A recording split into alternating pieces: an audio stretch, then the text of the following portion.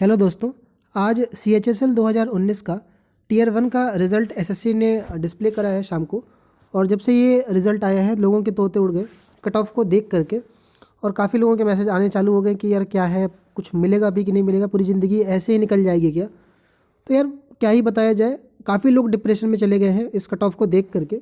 और दिक्कत ये भी है कि लोग काफ़ी टाइम से तैयारी कर रहे होते हैं और ऐसा कट ऑफ देख करके एक एवरेज स्टूडेंट का ना मोटिवेशन बहुत ज़्यादा डाउन हो जाता है और कुछ श्योरिटी नहीं रहती है। तो चलिए कुछ बातें करेंगे आज CHSL को लेकर। और अभी CGL का चल रहा था सीरीज, वो कंटिन्यू करेंगे आगे। तो देखिए CHSL जो 19 का रिजल्ट आया है इसमें हम दो तीन चीज़ों पर बात करेंगे। पहला हम बात करेंगे कि जो वैकेंसी है और जो कट ऑफ है उसको लेके बात करेंगे। दूसरा, क्या सेफ जोन में आप मान सकते हो अपने आप को किस स्कोर पर। और तीसरा, टीयर 2 के जो डिस्क्रिप्टिव पेपर होगी उसके रिगार्डिंग बातें होंगी। तो देखिए सबसे पहले अगर मेरा आप लोगे सजेशन, जो लोग CGL के लिए मेरे को फॉलो करते आ रहे हो, तो उनको अगर आप पहली बार देख रहे होगे तो हो सकता है कि आपको चीज़ें थोड़ा समझने में टाइम लगे मेरी बातें। तो मैं आपको ये बोलूँगा कि पहले आप घबराओ मत, बिल्कुल ठीक है ना। अगर आप फर्स्ट टाइम दे रहे हो CHSL तो बिल्कुल भी घबराने की ज़रूरत नहीं है। जो पहले से भी देते हैं ना तो डरो मत पहले तो, ठीक है। घबराने की बिल्कुल बहुत ज़्यादा पैनिक होने की ज़रूरत नहीं है और डीमोटिवेट होने की तो बिल्कुल ज़रूरत नहीं है। कुछ बताता हूँ मैं आपको, हो सकता है कुछ काम की चीज़ें आपके लिए निकल जाए। देखिए CGL 18 CGL 19 पीछे पड़ा हुआ है और इसकी वजह से कुछ चीज़ें असर डालेंगी CHSL 19 पर। कैसे डालेंगी हम आगे देखेंगे। और टीयर 2 भी अभी आपका बचा हुआ है डिस्क्रिप्टिव 100 नंबर का, और उसमें खेल कैसे बदलता है उसको भी मैं बताता हूँ आपको आगे, ठीक है। तो सबसे पहले ये देख लेते हैं जिसने आज लोगों की शाम खराब कर दी है ना। काफ़ी लोग अभी भी डिप्रेशन में ही हैं। तो ये रहा है आपका रिजल्ट आपका CHSL 2018 का। तो देखिए 3 पोस्टें हुआ करती थी, लेकिन अब क्या है, इन्होंने सिर्फ मतलब 3 कट ऑफ 3 पोस्टें हुआ करती थी। लेकिन अब क्या किया इन्होंने कि जो LDC और PA है, मतलब लोअर डिवीज़न क्लर्क और पोस्टल असिस्टेंट, इन ये जो LDC होती है 1900 ग्रेड पे की जॉब होती है और पोस्टल असिस्टेंट 2400 ग्रेड पे की जॉब होती है। तो इन दोनों का एक ही कट ऑफ निकाला है इन लोगों ने। और डाटा एंट्री ऑपरेटर जो था DEO, उसकी पोस्ट ही ख़त्म ही कर दी है। तो एक तो वो दूसरा सदमा लगा है लोगों को, ठीक है। तो बात कर लेते हैं कट ऑफ की। तो अनरिजर्व आपने ये पढ़ ही लिया होगा, पढ़ने का कोई फ़ायदा नहीं है। और कितने कैंडिडेट अवेलेबल हैं वो देख लीजिए। नीचे ये वाला जो फैक्टर होता है स्टार वाला, इसको समझना ज़रूरी होता है क्योंकि इसी से आप थोड़ा कट ऑफ का भी आइडिया लगा सकते हो। तो ये जो कट ऑफ अनरिजर्व का है 159.52 या 159 ही मान लो, चलो ठीक है। इस कट ऑफ को पार करने वाले SC के 1245, ST के 346 और 9447, ये OBC वाले तो अभी पता नहीं कहाँ हैं, ठीक है ना। वो काफ़ी ज़्यादा वो है। और EWS के ये हैं। तो ये कैंडिडेट वो कैंडिडेट हैं जिन्होंने इस नंबर को पार किया हुआ है। तो इनकी संख्या अपनी कैटेगरी में है। जैसे OBC के 12,380 हैं, इसमें से 9,500 तो 159 नंबर से ऊपर पाए हुए हैं।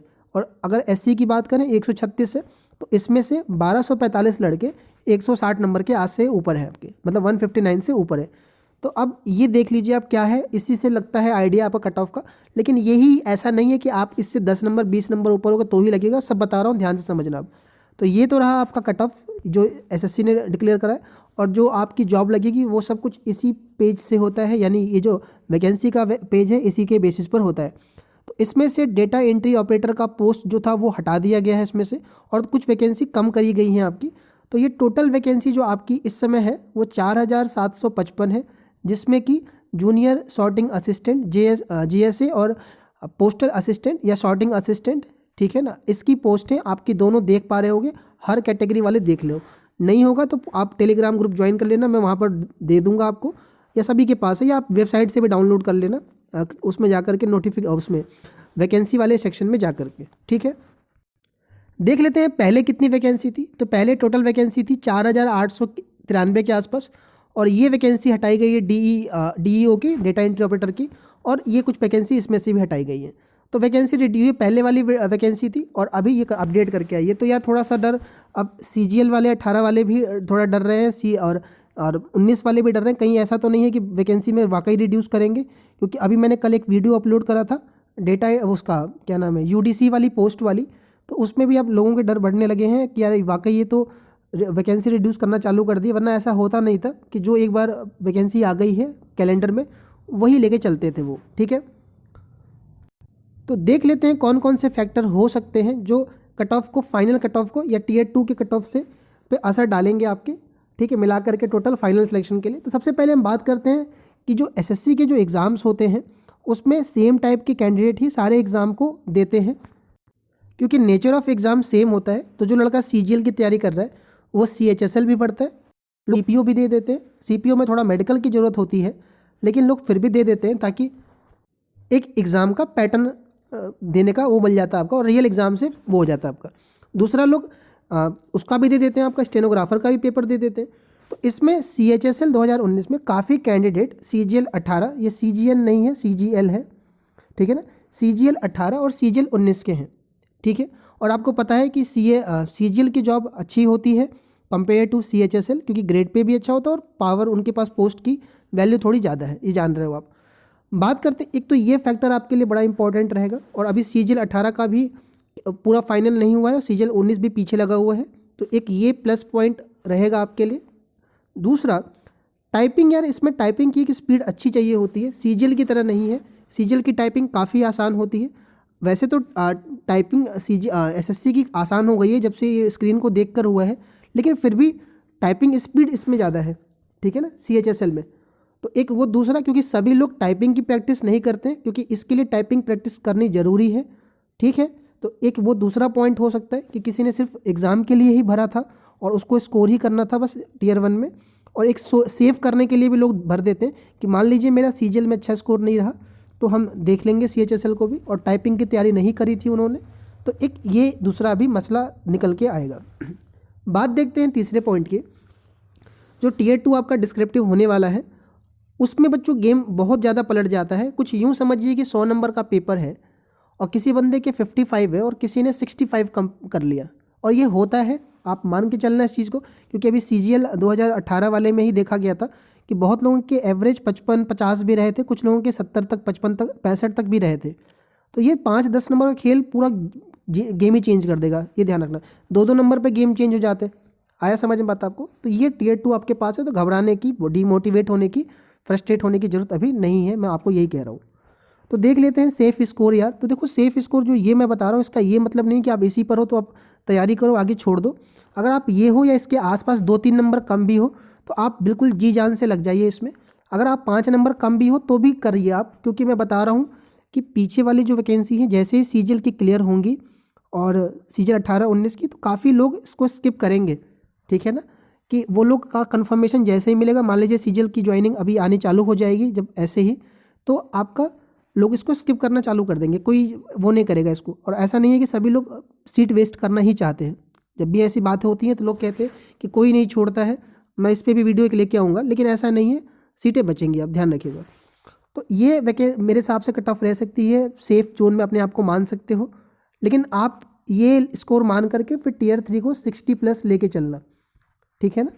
यानी टियर 3 में आप, टियर 3 कह रहा हूँ, टियर 2 में आपका डिस्क्रिप्टिव में 60 मान के चलना, 55-60 मान के चलना। अब ऐसा नहीं कि आप ये ले लिए आपके डिस्क्रिप्टिव में 45 ही रह गए, तो थोड़ा सा आपके लिए रिस्क हो सकता है।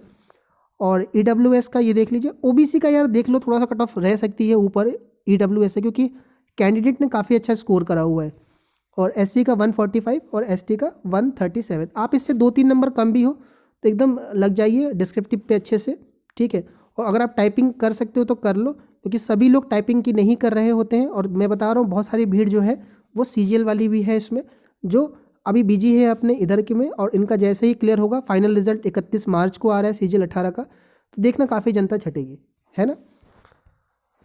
बात कर लेते हैं टियर 2 की यार। तो टियर 2 आपका जो शेड्यूल करा गया है वो टेंटेड वो रखा गया है आपका कि 14 फरवरी को रखा गया। अच्छा, मैं आपको मार्क्स बता देता हूँ, उनके मार्क्स 18 तारीख से डिस्प्ले होने चालू हो जाएंगे। लिखा हुआ है देखो वेबसाइट पर कि आप 19 तारीख से लेकर के और 18 फरवरी तक, 19 जनवरी से 18 फरवरी के बीच में आप ये कर सकते हो अपना, ठीक है ना, मार्क्स अपना देख सकते हो।